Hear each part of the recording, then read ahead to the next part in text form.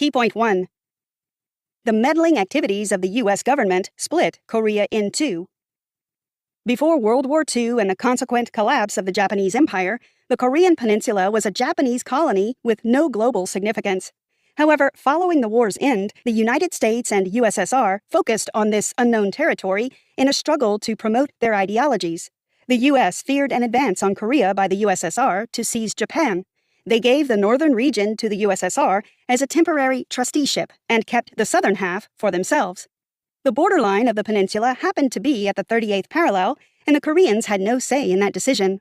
They shifted from one superpower, Japan, to another, the USSR and the U.S. The division between South and North Korea was arbitrary. Nothing in Korean history indicated a border there. The North, led by Kim Il-sung, became the Democratic People's Republic of Korea. Consequently, the South became the Republic of Korea under the leadership of Syngman Rhee. 2 years later, in 1950, both Korean countries claimed the entire Korean peninsula. This clash of interests resulted in the Korean War. On June 25th, Kim Il-sung launched a surprise attack on South Korea and took Seoul, the capital city. The North Korean leader exploited Soviet tanks for the invasion. Several countries came to the aid of South Korea, including the U.S. and 15 other nations. As a result, the coalition was able to roll back Kim Il-sung's advances. At this time, Kim Il-sung also received support from the Chinese army. This summary provides a glimpse into life in North Korea through the lens of people who escaped the dictatorship. The aim is to help individuals from the outside world better understand the hardships of North Korean citizens and why it's so difficult for them to break free. Key point 2. The caste system is the bedrock of North Korean society. At the end of the 3-year Korean War, Kim Il-sung declared himself president of North Korea and adopted communism. He built his government on rewards and penalties. He granted those he considered loyal privileges and meted out deep-reaching punishments to those suspected of being against him. His tool was a caste system that divided the citizenry into 3 levels. The core class was at the top of the social structure. It consisted of high-ranking military officers, party members, and those who had demonstrated unwavering loyalty to Kim Il-sung during the Civil War. Most members of this group lived in the capital city. The wavering class comprised individuals with exemplary records who were likely to turn against the government. Those in this rank included Koreans who had returned from Japan and former members of the core class. The hostile class contained religious people, Koreans formerly sympathetic to South Korea, and political suspects. Individuals convicted of political crimes from the core and wavering classes also ended up here. Members of this caste could not travel to the capital city without special permission. They also couldn't reside in the southern regions with better conditions for agriculture. Your class determined where you would stay, the level of education you and your children could aspire to, and the career choices available to you. Kids inherited the caste position of their parents, and there was no way for them to move upward on the social pyramid. The rank was either permanent or going downward. For example, people within the hostile class stayed there forever. Class also mattered when it came to eating. You could obtain food at distribution centers. Here, you would exchange money, and the government issued coupons for food items. However, money only counted for little, as each class had a minimum provision available to its members. Even nowadays, North Koreans do not know about the caste system. They barely communicate with the representatives of other groups. Suspicions may arise as people constantly face discrimination and roadblocks to obtaining a decent education or job position. The stratification of class in any community is a function of the distribution of wealth. Key point 3. Juche doctrine is one of the pillars of tyranny in North Korea. When Kim Il-sung created the communist government, he dreamed of a self-reliant North Korea. To fulfill his plan, he began instilling the Juche philosophy into the minds of North Koreans. According to this ideology, only strong people could uphold the tenets of communism. North Korea could exist without its foreign aid if its citizens made the required sacrifice. The doctrine of Juche was incorporated into speeches and training that the people had to attend. Even factory workers had to devote work time to these lectures. They were also required to submit essays that proved they had internalized the lessons of the ideology. The Juche principles also included the cult of a leader that the nation had to obey and worship. Countries that had abandoned communism received the label of states with weak citizens. In the eyes of North Korean propagandists, such land was South Korea, which stepped on the track of democracy and developed a strong bond with the U.S. If a belief system justifies tyranny, people soon become accustomed to it. Citizens were also encouraged to look for questionable individuals and report them to the authorities. This turned virtually everyone into government spies. Stories about children who snitched on their parents circulated in the press to show North Korean kids' dedication to the state. Suspicious behaviors included staying overnight with relatives without a special permit, preparing food on a hot plate, utilizing a rice cooker, lighting a light bulb with more than 40 watts, and overusing electricity. Families formed groups called Inminban. The leaders of each Inminban, usually an older woman, had a government agent to whom they could report suspicious speech, movements, and behaviors. The government also set up a monitoring brigade called the Kuchelte. This group had the right to investigate questionable activities and often barged into houses unannounced to search for contraband, arresting erring citizens. Soon, citizens lived in so much fear of family, friends, and strangers that no one dared utter a dissenting opinion. Finally, Kim Il-sung had the entire country under his control. North Korean students and intellectuals didn't dare to stage protests as their counterparts in other communist countries did. Barbara Demick. Key point 4. Kim Il-sung desired to be the idol of North Koreans. Kim Il-sung wanted to be the only source of influence for his citizens, so he banned Christianity and other forms of religion. He promoted himself as godlike, and his son, Kim Jong-il, as Christ-like. He wished to evoke admiration and acquire a cult following using the power of faith. Idolization was a natural process. The elements of it were in newspapers, books, and songs. People consumed it without any resistance. The primary instrument of Kim Il-sung was the media. The state-controlled press spun stories about him and his son. For instance, the reports claimed singing songs celebrating Kim Il-sung could soothe a rough sea. They also argued that the birth of Kim Jong-il, Kim Il-sung's son, caused a radiant star and a double rainbow to appear. Everyone was required to keep portraits of Kim Il-sung and Kim Jong-il in their homes and offices. Public facilities also had these pictures displayed, with the dimensions proportional to the size of the buildings. In its reports, the media hailed North Korean citizens who risked their lives in burning houses to save the portraits of their leaders. Kids didn't get the opportunity to celebrate their birthdays. Instead, each year, on April 15th and February 16th, the birthdays of Kim Il-sung and Kim Jong-il, they praised the nation's fathers and thanked them for providing welfare. Leaders' birthdays were delightful, as citizens could receive meat and electricity, true blessings in North Korean reality. The media obsession also reached the point where Kim Il-sung and his son gained the characterization of experts in every field. Occasionally, the leader and later his son would visit factories, offices, and farms offering guidance. The administration regarded these recommendations as expert advice and tried to implement them into work. The crowning event was the 10 days of mourning for the death of Kim Il-sung.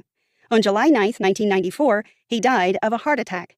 Thousands gathered at his statues, trying to outdo themselves by crying and banging their heads against walls. Those who could not produce tears feared for their lives. The authorities forbid all forms of entertainment during these 10 days of mourning. A similar ceremony occurred when Kim Jong-il passed away on December 17, 2011. Key point 5. The collapse of the USSR meant the downfall of a dependent North Korea.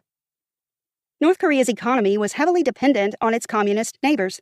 Outwardly, Kim Il-sung continued to reiterate his philosophy of self-sufficiency.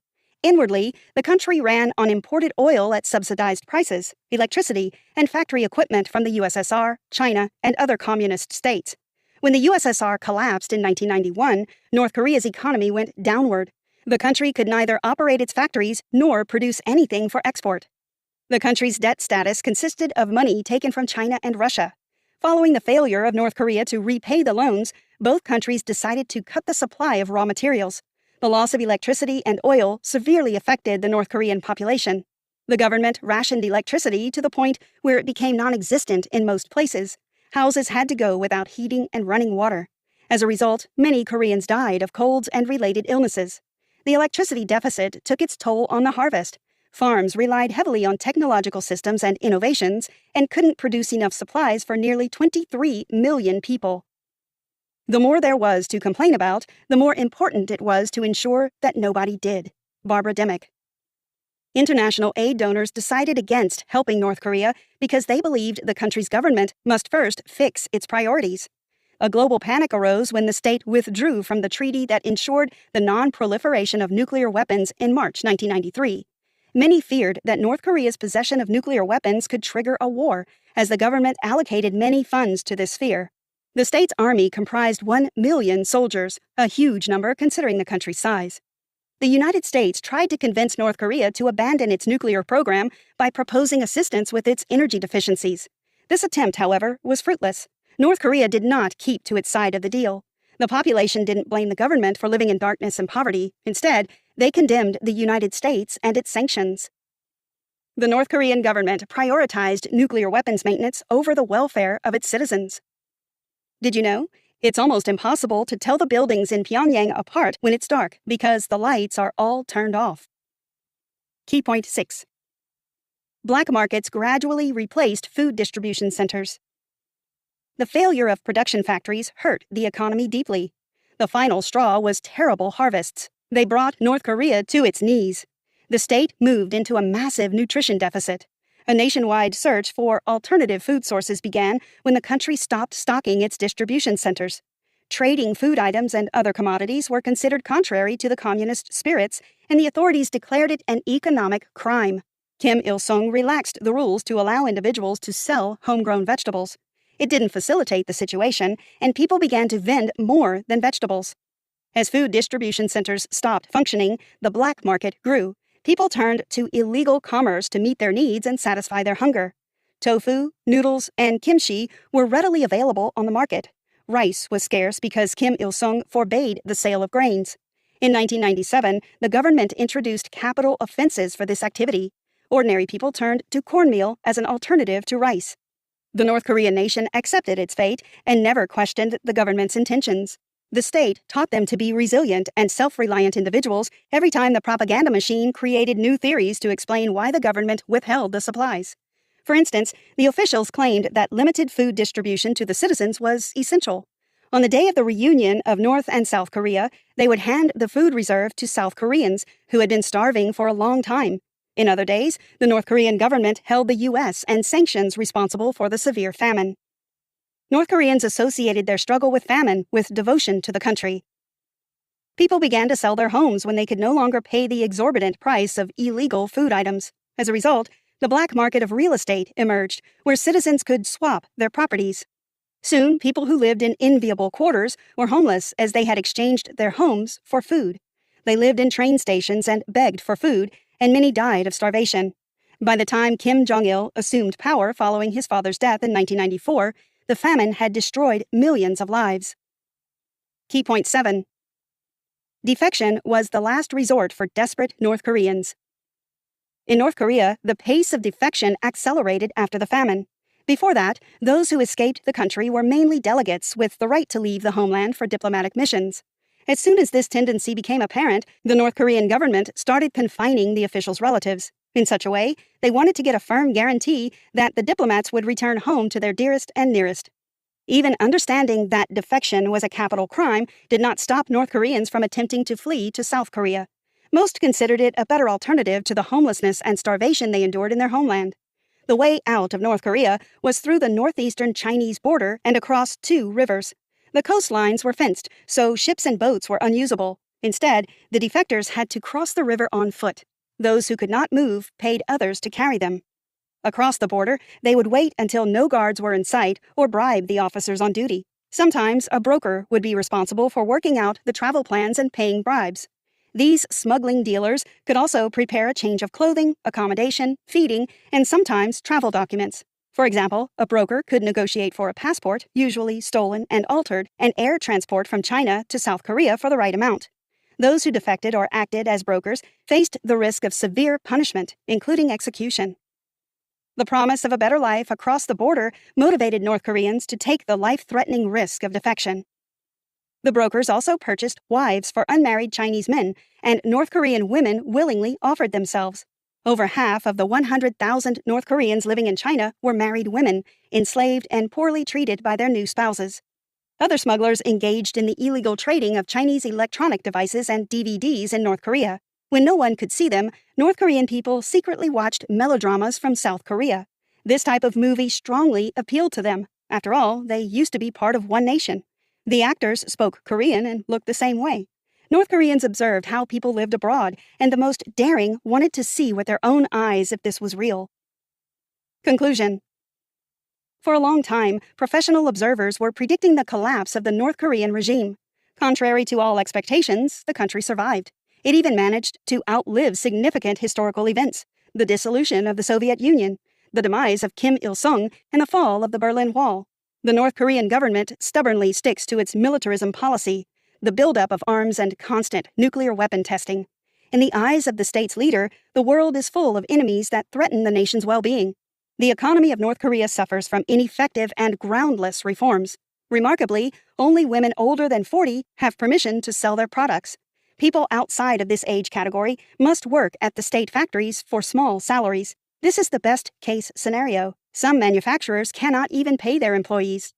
For people who have never lived in a country with tyranny and violation of human rights, it might be easy to judge North Koreans for accepting dictatorial rule. In reality, those who live under the tyrant's control have no other choice. They do not have access to decent education and international media that could show another life beyond this imaginary wall separating North Korea and the rest of the world. And with constant brainwashing, they grew even more attached to the lifestyle that the government imposed on them. Try this. Despite the many gory tales about North Korea, a handful of alluring tourist attractions exist there. Follow these tips when visiting North Korea.